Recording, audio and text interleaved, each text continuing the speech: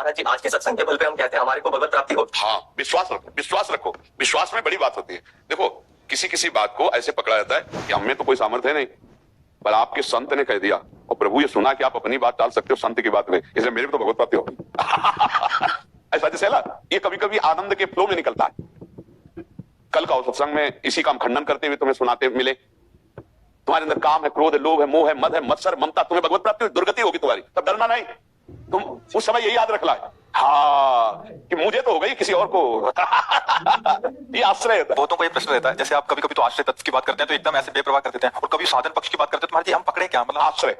आश्रय मेन चीज है। नाव में हम बैठे, अब तैरने की बात हम कह रहे हैं, तो आपको तो देखना कि मैंने तो नाव में कदम रखा है, मैंने तैरने में असमर्थ हूं, असफल हूं, तो हम तैरने की बात सुनेंगे कि बाबा तैरा कैसा होता है, ऐसा होना चाहिए, वैसा होना चाहिए। बोले तुम, हम तो नाव में बैठे हैं।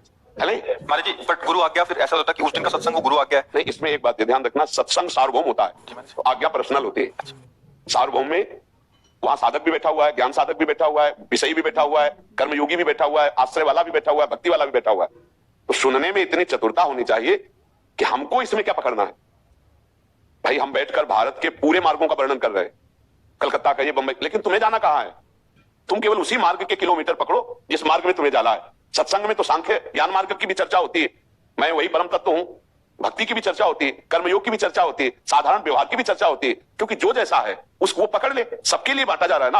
अब आपको क्या पकड़ना है? आपने पकड़ा आश्रय, तो जब आश्रय की बात हो तब उसको ग्रहण करो। बकाया सुन रहे हैं, भगवान की चर्चा है, बड़ा आनंद का विषय है। महाराज जी, आप कहते हैं सत्संग मेडिकल स्टोर है, उसमें हर प्रकार की दवाई है, बट हम किस चीज के मरीज हैं ये तो आप ही बताएंगे ना महाराज जी। इसमें एक बात यह है कि जब आपको छाती ठंडी हो जाए जो बात सुन के, तो आपके लिए वही दवा है, ये समझना होगा। अब जैसे आश्रय की बात कही, और जो साधना अभिमानी है उसकी जगह क्यों ऐसा कैसे हो सकता है? ऐसा नहीं हो सकता। तो अब उसके लिए ऐसा दौड़ो, इतना दौड़ कर क्या? देखो, हर जगह दो सुविधाएं रखी जाती है।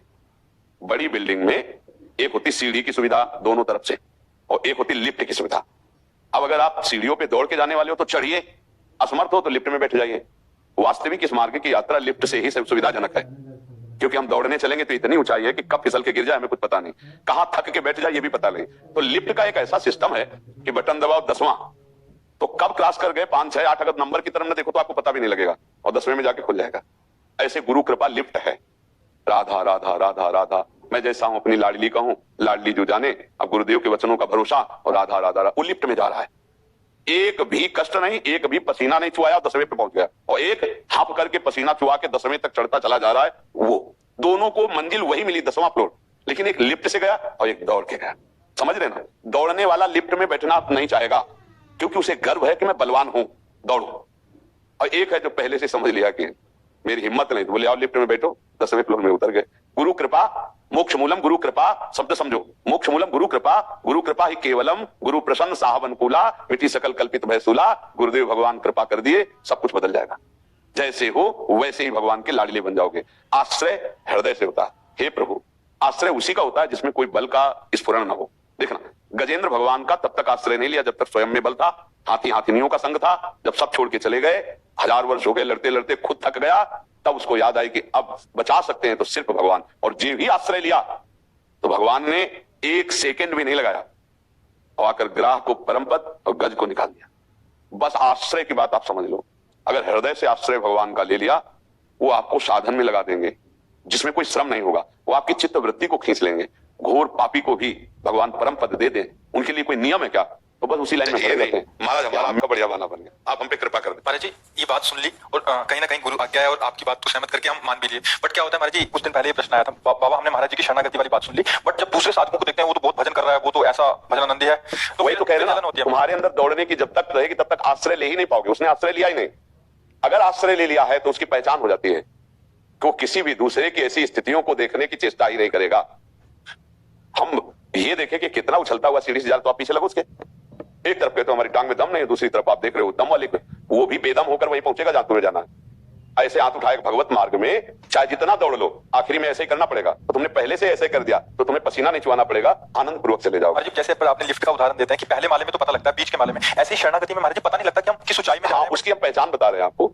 आपके सामने जब विपत्ति आए तो सबसे पहले मन किसके पास गया है? देखो, अगर प्रभु के पास गया सबसे पहले तो आपका आश्रय प्रभु का है। और यदि फोन नंबर पे गया, किसी व्यक्ति पे गया, इसका मतलब अभी प्रभु का आश्रय नहीं। दूसरी बात, आपके पास संपत्ति बढ़ी, सुख सुविधा बढ़ी, आनंद बढ़ा, अब आपकी वृत्ति किसके पास गई? अपनी बुद्धि पे, कि मैंने बुद्धि से कमाया, देखो माला माल हो गए।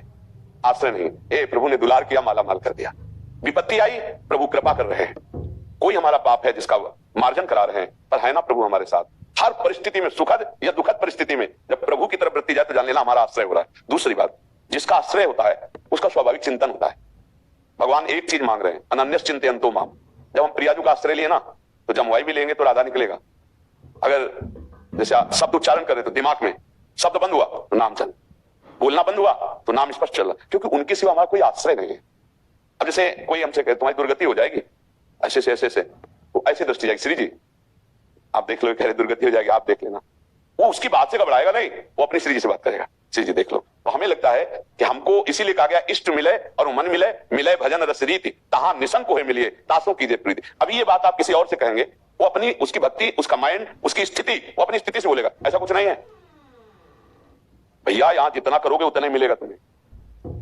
गलत नहीं है, ये भी एक सिद्धांत है, लेकिन ये सिद्धांत कर्ता को है, भोक्ता को है, भगवान के भक्त का नहीं। जितना करोगे उतना मिलेगा, ये नौकर का सिद्धांत है, घर के आदमी का नहीं है। क्यों?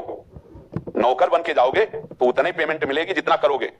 अगर घर के आदमी हो तो फिर पेमेंट वाली बात नहीं रहती, घर वाला शब्द रहता। ये आश्रय घर वाला है और वो साधना पेमेंट वाली है। ये केवल पूरी भावुकता की बात नहीं है, साधना पेमेंट, जितनी साधना करोगे उतना ही फैलाएगा। और ये भरोसो दृढ़ इन चरणन के, सूरदास जी का पद है, भरोसो दृढ़ इन चरण, श्री वल्लभ नख चंद्र छटाबिन, सब जग मांग अंधेरो। अब हमारे लिए तो केवल प्रभु, मेरे प्रभु। जैसे मीरा जी का दृढ़ आश्रय देखो, मेरे तो गिरधर गोपाल दूसर वदन, अंदर दृढ़ आश्रय, किसी भी भक्त का आश्रय। गोस्वामी तुलसीदास जी, एक भरोसो, एक बल, एक आत्म विश्वास, एक राम घनश्याम हित, चातक तुल, ये दृढ़ आश्रय। जैसे अपने लोग चिल्लाते रहते हैं हमारे माई श्यामाजू को राज, श्यामाजू सुन नहीं रही कि हमारे सहारे है, तो उनकी हम नौका में बैठ गए हैं। हमको तैरने वालों का आनंद लेना है, पर हम तैरने के लिए कूद जाए कि यार नौका से क्या होगा, तो हम फंस जाएंगे। तैरने में बड़ी समस्या है। क्या समस्या है? ये बड़ा भयावह समुद्र है, इसमें बड़े बड़े मगरमच्छ हैं, बड़े बड़े जीव जंतु हैं, लील जाएंगे। जैसे काम, क्रोध, लोभ, मोह, मद, मत्सर, हम संसार समुद्र को तैर कर जाना, मुझे लगता है बड़ी असमर्थता है, वो लील जाएंगे। और अगर आप नौका पे बैठे हैं तो श्री हरिवंश प्रताप नाम नौका निज खेवक, भव सागर सुख तरत निकट हरिवंश जो सेवक। इसलिए हमको उनकी बात देखकर प्रणाम करना है जो साधन बहुत, लेकिन हम आश्रित हैं भगवान के। वो तुमसे साधना, वो जो करवा रहे हैं वो हो रही है, जो करवा रहे हैं वो साधना, इस साधना के बल से हम भगवत प्राप्ति नहीं कर पाएंगे, हम उनकी कृपा से करेंगे और उनके आश्रित। ये एक दैन्य मार्ग है, यही चरम अवस्था की भक्ति को प्रकाशित करता है, ध्यान रखना। नहीं, साधन भक्ति करते करते जन्म के जन्म व्यतीत हो जाते हैं। ये जो हम आपको बोल रहे हैं ये करके बोल रहे हैं, ऐसे सुन के पढ़ के नहीं बोल रहे, करके बोल रहे हैं। आखिरी स्थिति यही आती है। बस प्रभु आप स्वीकार कर लीजिए अंदर से। नवदा भक्ति की नवी भक्ति क्या है? आत्मसमर्पण, श्रवणम कीर्तनम स्मरणम विष्णुपाद सेवनम अर्चनम बंदनम दास्यम सख्य आत्मनिवेदनम। ये आत्मनिवेदन भक्ति है। प्रभु मैं आपका हूं, हे नाथ जैसा भी हूं आपका हूं, मेरा निस्तार आपसे होगा, मैं लाख उपाय करूं लेकिन आप तक नहीं पहुंच सकता, आप कृपा करके आ जाओ। देखो रोना आने लगेगा, देखो मन दैन्य, आ गई भक्ति, आ गई भक्ति। और जब हम साधन पक्ष में होते हैं तो जरा सा अपराध बन जाए तो साधन नष्ट हो जाएगा।